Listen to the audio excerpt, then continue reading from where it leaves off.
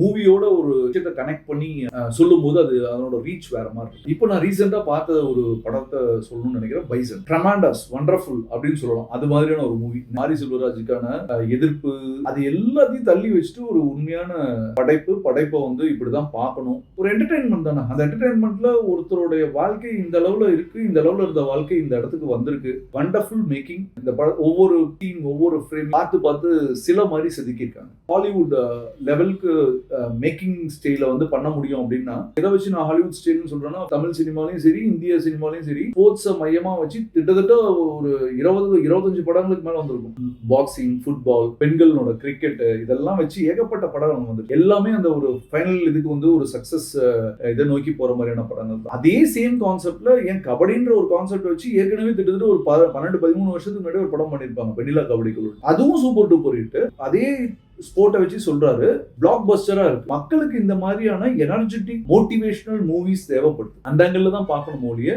Religion, கேஸ்ட வந்து இது பண்ணி போறாங்க அப்படின்ற ஆங்கிள் பார்க்க கூடாதுன்றது என்னோட கருத்து.